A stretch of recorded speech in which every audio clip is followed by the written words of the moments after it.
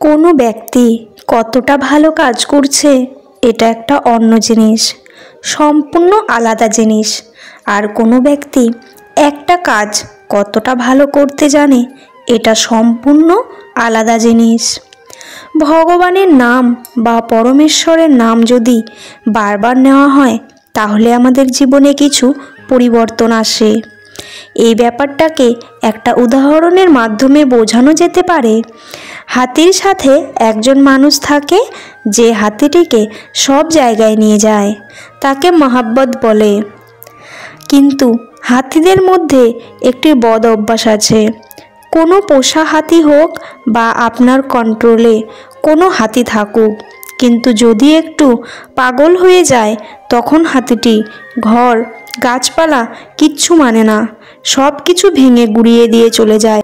ঠিক সেই রকমভাবেই যদি একজন মহাব্বতের হাতিও সেই অবস্থায় চলে যায় তাহলে সেও মহাব্বতকে মানে না, তাকে গায়ে পিষে দিয়ে চলে যায়।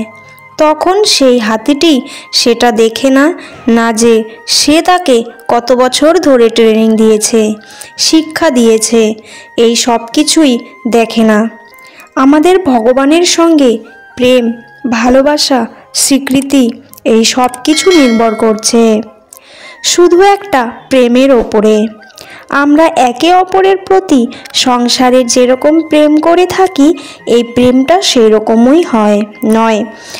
এই প্রেমের প্রকৃতি হচ্ছে আমি আমার পরমেশ্বরের সঙ্গে কতটা সৎভাবে বন্ধনযুক্ত রয়েছি।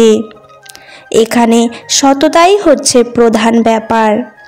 আপনি যতটা সত্যভাবে রয়েছেন, আপনি যেরকমভাবে রয়েছেন, প্রত্যেকটি সত্তা কিন্তু পারফেক্ট নয়।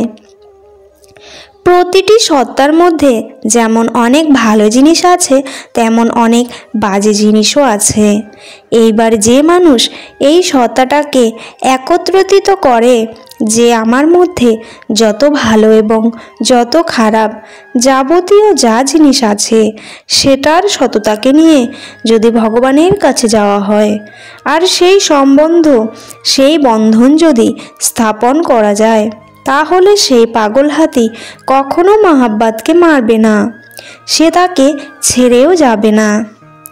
কিন্তু যদি কিছু জিনিস লুকিয়ে রাখা হয়, যদি মহাব্বত শুধু হাতিটিকে ট্রেনিংই দিয়ে থাকে কিন্তু কোনো সম্পর্ক যদি হাতির সাথে না বানায়, তাদের মধ্যে যদি কোনো রকম প্রেম ভালোবাসা না থাকে, যদি মহাব্বত কেবল তাদের মধ্যে একটা চুক্তি রাখে যে সে তার মালিক এবং হাতিটিকে তার মতো করে চলতে হবে, তাহলে পরে যেদিন হাতি পাগল হবে সেদিন সে তার মহাব্বতকেই পিষে দিয়ে বেরিয়ে আসবে। ভগবানের সঙ্গে আমাদের সম্পর্কটা অনেকটা এই রকম। অনেক সময় আমরা ভাবি যে আমাদের জীবনের খারাপ পরিস্থিতিতে, কঠিন পরিস্থিতিতে ভগবান আমাদের সাহায্য কেন করছেন না। এর সঠিক কারণ যদি খোঁজার চেষ্টা করা হয় তাহলে বোঝা যাবে যে আমরা আমাদের আসল অস্তিত্বটাকে নিয়ে ভগবানের কাছে যাই না। আমরা বলে থাকি যে এই মেয়েটিকে আমরা ভালোবাসি, কিন্তু এই মেয়েটির মা বাবা তাকে ধরে রেখেছে, তারা মেয়েটিকে আমার সাথে মেলামেশা করতে দিচ্ছে না। অনেক সময় এরকমও হয় যে যেই মেয়েটিকে আমরা ভালোবাসা হয় সেই মেয়েটি হয়তো দেখাও করতে পারছে না।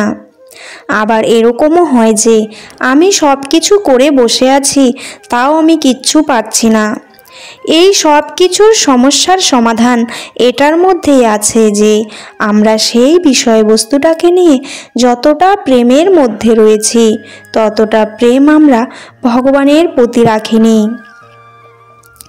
যেই মানুষটা ভগবানের প্রতি অতটা প্রেম, অতটা বিশ্বাস রেখেছে যে তিনি পারেন সব কিছু ঠিক করে দিতে, যে জিনিসটা আজকে এতটা বিগড়ে আছে সেই জিনিসটা সারা জীবন এরকম থাকবে না। এই পৃথিবীতে সংসার তার জন্য যতটা সমস্যা তৈরি করেছে সেই সব কিছুকে একদিন হেরে যেতে হবে। এতটা ইচ্ছা শক্তি সেই মানুষটা পায় ঈশ্বরের থেকে। যেখানে এই জিনিসটা নেই সেখানেই প্রশ্ন ওঠে, আর সেই প্রশ্নটাকে বন্ধ করার জন্য মানুষ বিভিন্ন চেষ্টা চালিয়ে যায়। আর এই সব চেষ্টার মধ্যে একটা অনেক ভালো চেষ্টা হলো যে ভগবান ঈশ্বরের নাম বারবার জপ করতে থাকো। আর এটার সবচেয়ে ভালো উদাহরণ হলো বৃন্দাবন ধাম।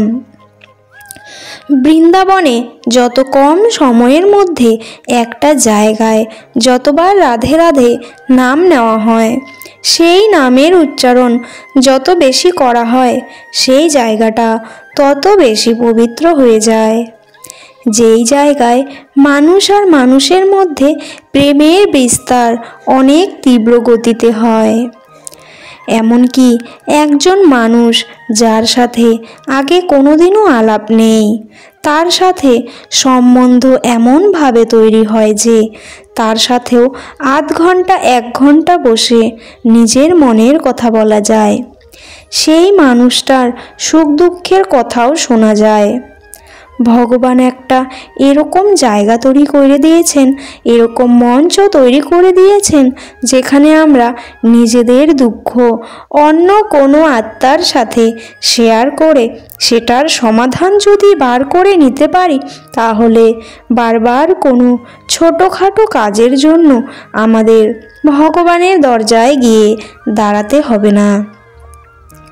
যখন বারবার মানুষ ঈশ্বরের নাম নিতে আরম্ভ করে, তখন দুটো ছেঁড়া সুতো, যেটার একটা অংশ ভগবানের কাছে থাকে, আরেকটা অংশ ভক্তের কাছে থাকে, সেটা জুড়তে আরম্ভ করে, সেটা ধীরে ধীরে কাছে আসতে আরম্ভ করে, আর তারপরে তার উপরে গা ঠেকে যায়। ভগবান সব সময়ই নিজের সন্তানদের দেখেছেন, কিন্তু সন্তানদের নিজের মা বাবার প্রতি কতটা টান সেটা দেখানোর জন্য প্রতিবারই সেই নামকে নিরন্তরভাবে মনের মধ্যে জপ করতে থাকতে হয়। যখন কোনো মানুষ হাঁটে তখন সে অন্য কাউকে পাশ কাটিয়ে যেতে চায়, আর তখন সে বলে যে দাদা একটু সরুন, যাওয়ার আছে। কিন্তু বৃন্দাবনে সেটা বলা হবে রাধে রাধে। এইটুকু কথাই যথেষ্ট কারোর পাশ কাটিয়ে এগিয়ে যাওয়ার জন্য।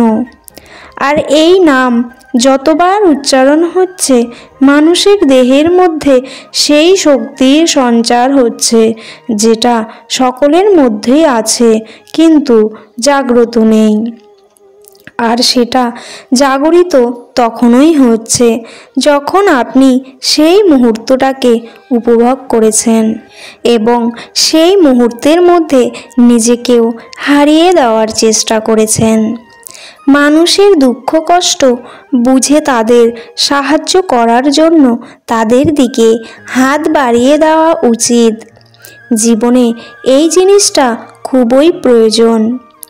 আমরা বলি যে শুধু ভগবানের নাম নিয়ে আর কি হবে, কিন্তু যদি তোমার মধ্যে বিশ্বাস থাকে তাহলে নাম নিলেই সব কিছু হয়ে যাবে। তার জন্য বিভিন্ন কোনো মন্ত্রের প্রয়োজন নেই। ঈশ্বরকে পাওয়ার জন্য কোনো বিভিন্ন জায়গায় গিয়ে সময় নষ্ট করো না। ঈশ্বরকে পাওয়ার জন্য কেউ বিভিন্ন রকম আয়োজন পূজা করো না। ঈশ্বরকে যদি নিজের স্বরূপে পেতে চাও তাহলে কেবল ঈশ্বরের নামটিকে জপ করে ঈশ্বরের নামকে স্মরণ করো। ঈশ্বরের নাম যত উচ্চারিত হবে জীবের ততই কল্যাণ হবে। ঈশ্বরের নামই হচ্ছে মহামন্ত্র, আর এটা দিয়েই ঈশ্বরের পূজা সেরে নিও। ঈশ্বরের পূজাতে বেশি অর্থ নষ্ট অথবা বেশি সময় নষ্ট করো না। আর রাধে রাধে নামেরও আসল উদ্দেশ্য সেটাই।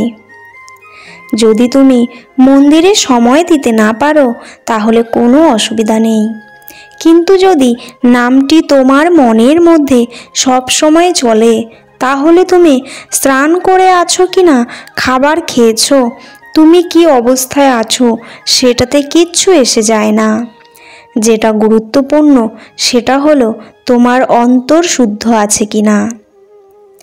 যদি তোমার অন্তর শুদ্ধ থাকে তাহলে সেই 2 সুতো যেটা ছিঁড়ে দিয়েছিল সেটা কাছে আসতে আরম্ভ করে, তার মধ্যে গিঁট লাগতে আরম্ভ করে, আর সেই গিঁট সহজে ছিঁড়ে যায় না। এমনভাবে অধ্যয়ন করবে যেন তোমার সময়াভাব নেই, তুমি চিরজীবী। অনুকরণ করো, অনুসরণ নয়। নিজেকে খুঁজুন, নিজেকে জানুন, নিজের পথে চলুন।